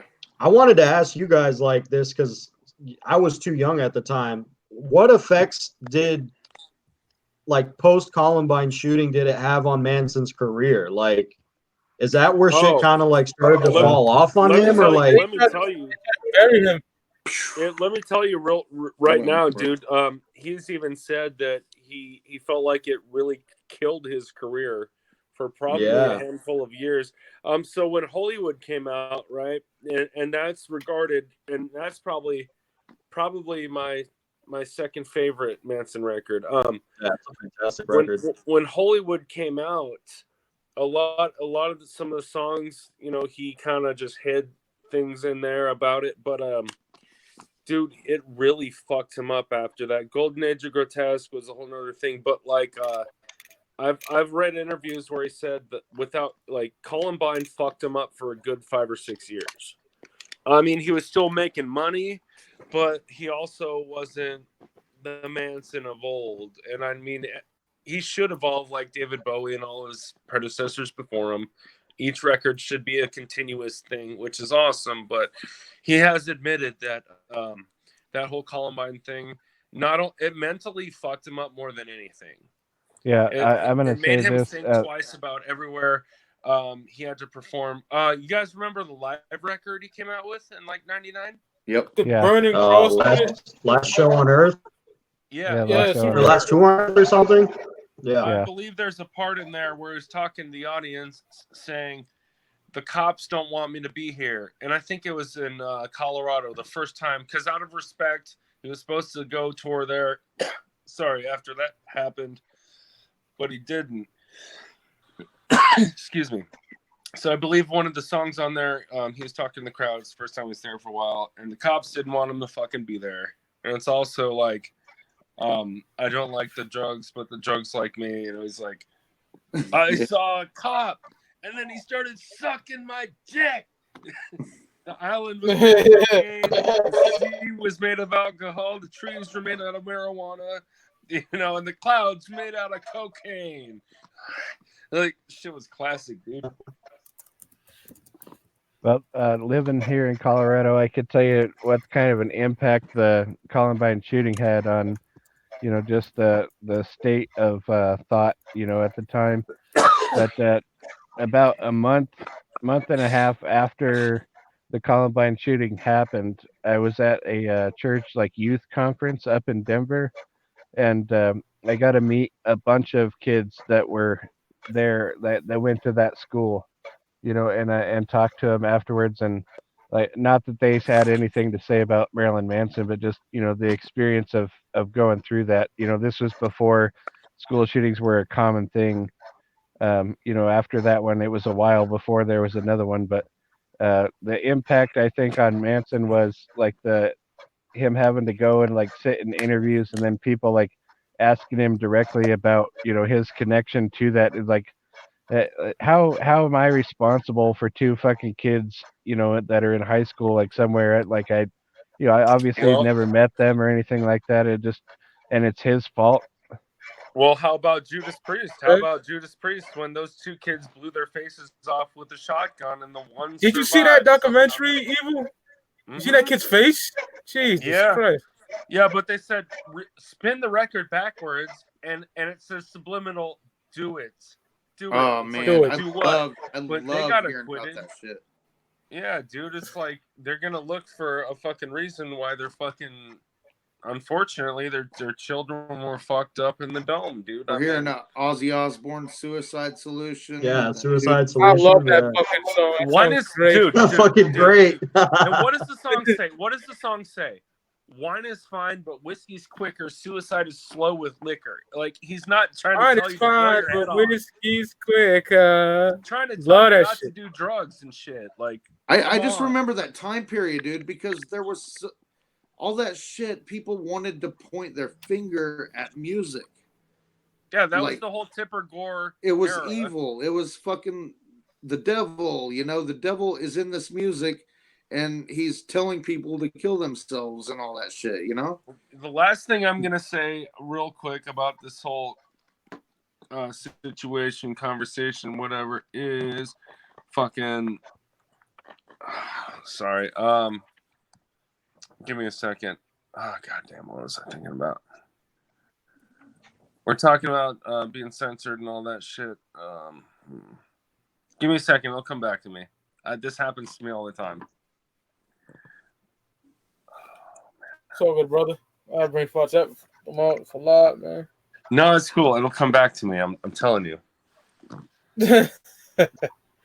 Give me a playback. Give me a playback. The Reflecting God. Okay, got you. I told you it'd come back.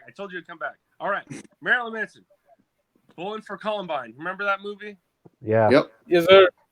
When Michael Moore approached Manson about, what would you have said to the kids at Columbine? He said, I wouldn't have said shit. I would have listened. And that's what nobody did. Nobody listened. Right. And look Yep. what happened. Now, that is a great statement, and it really reflects on how he felt. And after, he was feeling the effects of Columbine, but it's like, dude, he fucking did an interview for hours and hours and hours, apparently. And Michael Moore just put in that 2, 3, 4 minute spot. He had a lot more to say, but it was just he wanted sound bites, which I get, Right. but Right. at least it was a good sound bite. Nobody was listening to those kids, apparently, and he wouldn't have said shit to them. I wouldn't have either. If I was in Aerosmith and some kid decided to, get an Aerosmith tattoo on his nutsack, I mean, Start fucking people in elevators and stuff. I thought you were gonna go with Jamie's Got a Gun, but either way. I'm all about the 70s Aerosmith. That was a good album too. Pump was fucking dope. So, Bro, I'm all Toys about the 70s. Toys in the Attic. Rocks. Nah, rocks, bro. Yeah. Rocks all day. From my area too, so shout out Fucking to Aerosmith. rocks. Oh, that's Yeah, right. man. Okay, got you. Yep. All right. Thank you for letting me remember. I told you I would remember. It just took a minute. It always does. all right, man. Yeah, we get to the last cut, man. We're A getting to the fucking last cut. masterpiece. We're getting Yeah, yes. man that you fear. Let's y'all. go one by one, dude. Let's go, Mike, then Deb. Yeah. Tuesday. I'll go last. Go ahead. Yeah, because this is a big part of the record and an amazing closer too. Great way to close out this masterpiece. This sounds like evil Pink Floyd to me. It gives you that vibe, like evil Pink Floyd. That's what I took it as. Just the way Manson sings on the track. The boy that you love is the man that you fear. That's so fucking good. One of my favorite songs. One of my favorite songs of all time within any genre. I love the creepy ending as well. When it says, when all of your wishes are granted, many of your dreams will be destroyed. That shit is crazy. Excellent song and a great closer to the album. Worship that track right there, man that you fear, man. Classic. What you got, Devereaux? Hell yeah, that song, bro. To me, I listened to it and I almost felt like the White Album in that song, like almost like "Happiness Is a Warm Yeah. Gun" type feel. Oh, How I like love one of my experimental it songs. gets. Yeah, Right. fucking Fucking fantastic. What a way to wrap that album up, man. That's fucking great. And the video is fucking hella weird too, with like the stoning and shit, and everybody's dressed up in the desert. Fucking great, man. I love that song. Mhm. Fuck yeah. Make him the villain, dude. Yeah. Right. Spooky. I'm gonna go with some lyrics here. I'm gonna pull them out here so I don't forget half the words. Yeah, you can't kill yourself now because you're dead in my mind. Yeah. You've poisoned all your children to camouflage your scars. Pray unto the splinters. Pray unto your fear. Pray your life was just a dream, the cut that never heals. Pray now, baby. Pray your life was just a dream. The world in my hands. There's no one left to hear you scream. There's no one left for you. Fucking Beautiful. amazing. Shakespeare couldn't have done a better job. Yeah, I'll tell you what, man. The lyrics on this album, like I thought I understood when it came out, but like as the time has gone by, like the shit is just deeper and deeper. I agree. It's Yeah, I love the way Devereaux put it, like "Happiness is a Warm Gun," which is like my favorite Lennon song of all time. You know, Yeah, and for sure. Right. when I say about Pink Floyd, it sounds like evil, like David Gilmour and Roger Waters type shit. Like Mhm. it's amazing. I agree with that too. That's a cool analogy I never even thought of. It makes a lot of sense. What do you think, Okay, Scotty? you- What do you think about Man That You Fear? Man, this track definitely was a huge part of my love for this album, and I want to say Me that too. I think during that time period, um, I don't know if it was regret or guilt or something, but the fact that I started listening to Marilyn Manson was a disappointment to some people. Bro, you remember that? Dude, do you remember that feeling? I think probably everyone Yeah. on this panel remembers that feeling. You know what I Yeah. mean? Yeah, And Yep. big Like, bucks. oh, you like Manson? What the fuck, dude? You're Yeah. more fucked up than we thought. Like, so the lyrics, you remember that the shit? lyrics in this, Yeah. Oh, now he likes Manson? Fuck. Metallica was one thing. right. I'm talking more like family members, like parents I and am shit. too. You know, Trust the me. Yeah, Yeah, same. my mom. is the man that you fear because they know what they know about Manson.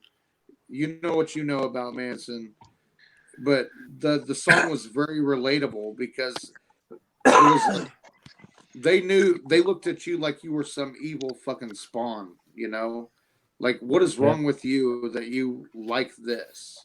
You know. Yeah, building off of that, like I said at the beginning of this, like I was a secret Manson fan from my family, like for the first 2 years because the shit Mhm. would not have been tolerated. You know, it wouldn't have been like, Right. hey, you're more fucked up than we thought. It was like you cannot be part of this, and so I Right. just had to keep it a secret because it was too So, special to me.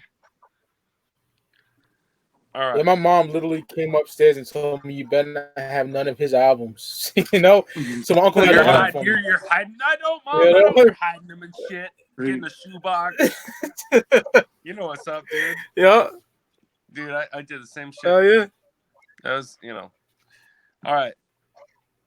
So Yeah, so that's where I am with that. I mean, it's very. I love that song. It's so this song for me has so much meaning.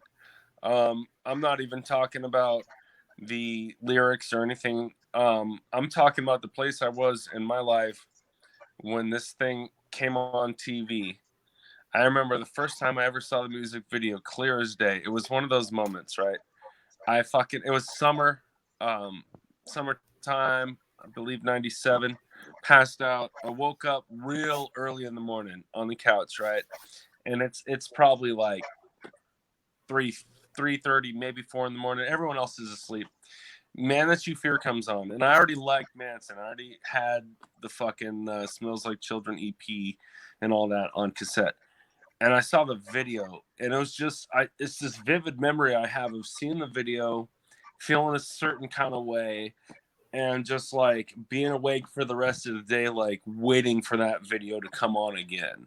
Of course, going down and buying the record, Antichrist Superstar on cassette, because I was a cassette guy back then.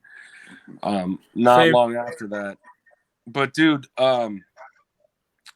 the piano that's played in there by Pogo is really interesting because it complements the lyrics. It's not its own riff or anything. It's just kind of doing its own thing and flowing with the lyrics. The video, to me, represents, when it's his last day, he takes a shower with his girl, he gets all prettied up, and then he's going to meet the fucking gallows, more or less, right? And they stone him to death. It's like, you want me to be the fucking villain? Now I'm the fucking villain. Kill me. It's all good. Now, that's the last video they released off the record, right? And what happened? They killed him at the end of the video. What happened after that?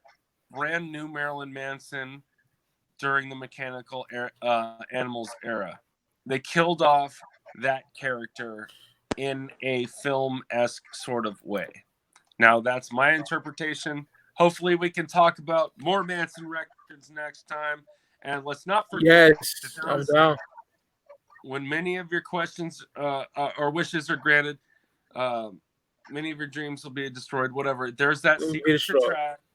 There's a secret track for like 2 minutes, but it's just all the talking. Yeah, some weird noise or some shit. Yeah. It's saying the same shit, but it's a bunch of noises. You remember just letting it play and like you could go to sleep to that shit or whatever. Anyway, I appreciate you guys doing this podcast. Thank you, Mike, for having me and everybody on. And fuck yeah, let's I was gonna do Manson reviews in the future, man. Yeah, we got it. Before we end it, I want to do something real quick. That's what I do on every album review. Dude, I'll be here. I'm just saying thank you now, so I don't forget. Hell yeah, no problem, brother. Can I insert something? Can I insert something? Yes. Okay, so something that I think is missing on in the modern like streaming era is the secret song. Yeah. Most definitely. And there's a secret track on this album, track 99. That's what I was saying, man. I just didn't want to leave that out. Not that it's actually a good song, but I just the secret songs were fucking something special. You guys remember that? Like every time you bought a CD back in the day, you would just let it play. Just wait. You know what I mean? Like just in case there's a secret song, we're gonna let this shit ride. Yeah. I remember like Tools something out with Eeyore. The Antichrist Superstar. You had to fucking wait. Yeah, also at the end of the end of Destroyer has one, I think. Corn. Yeah, just like Corn has one. At least. Yeah. Everyone had one. Did you own about the car or something? Are you doing a Follow the Leader one? Are you gonna do a podcast for Follow the Leader? I gotta do. I worship the first 4 Corn records, so we gotta go down. It's gotta go down, bro. My favorite Corn record ever is Issues. Issues is fucking banging. I got that on my birthday, 99, man. I'm just saying. Monday, me and George are doing Subtitled, so. Oh, right on. Can't wait for that. Y'all should get me on for that if you're down. Oh, of course. Open way, door. Your family. George, it's all good. Yeah, you can come on. Open door. Right. Well, but Manson, dude, for life, right? Hell yeah. Okay. Hell yeah, for life. I want to know everyone's like. I go by the Source album ranking. Back the hip hop magazine, the Source. The 5 mics is the greatest. So I give it 5 mics. I give it 5 mics, and my top 3 songs is fucking Tourniquet, Antichrist Superstar, and 1996, man. Oh, dude, classic. Devereaux, what ranking do you give it, and what are your top 3 songs? Shit, this is like a 10. This is like a 10. Right. Top 3. Yeah, top 3 songs. First one is Tourniquet, 2 is Antichrist, and 3 is Reflecting God, dude. Yeah. Well, I'm gonna go with a 5 out of 5. I'm gonna go with 1996 and Antichrist Superstar tied for first place, and Mr. Superstar is third place. Nice. Oh fucking Scotty. All right, definite over 5 fucking Man, my top fucking favorite song, Reflecting God, Angel with the Scabbed Wings, and Antichrist Superstar for sure. Boom. My top 3 favorite songs. Dried Up, Tied Up, Dead to the World. Oh, fuck, this is hard. We can go. I don't think that's a song. It should be. It sure would be a shame. We can go.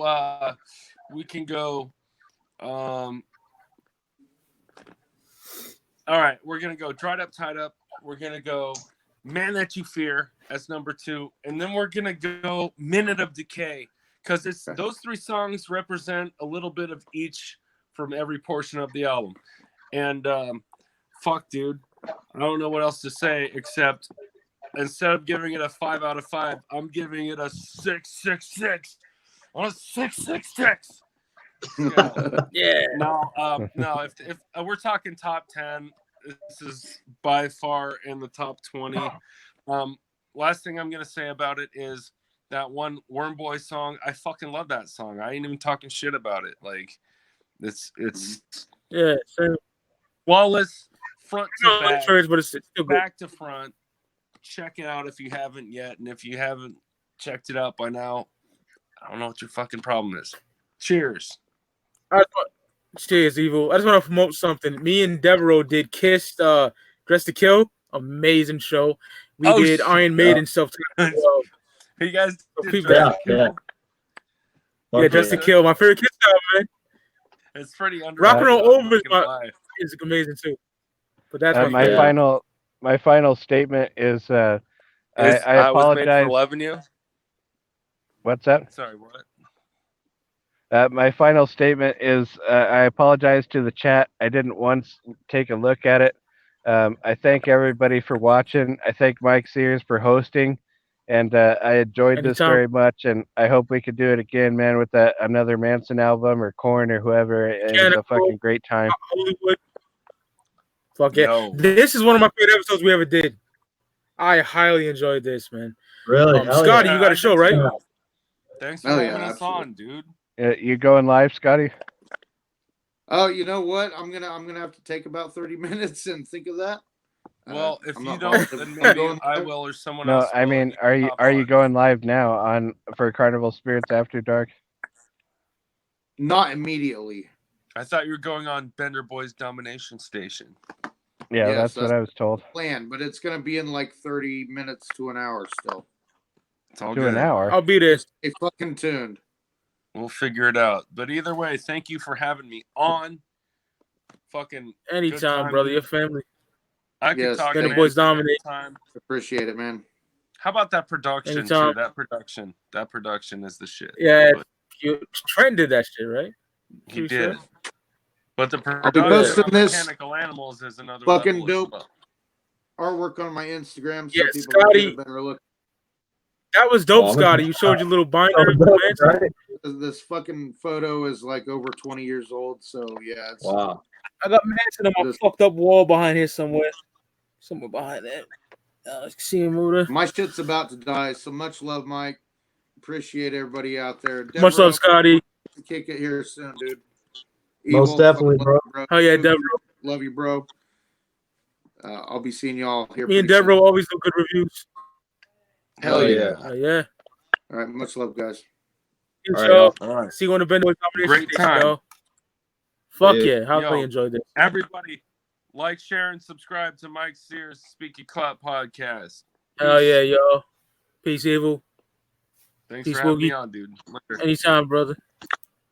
Yeah, thanks again, Mike. Man, it was a great time. Oh, hell yeah. You know, this shit takes 20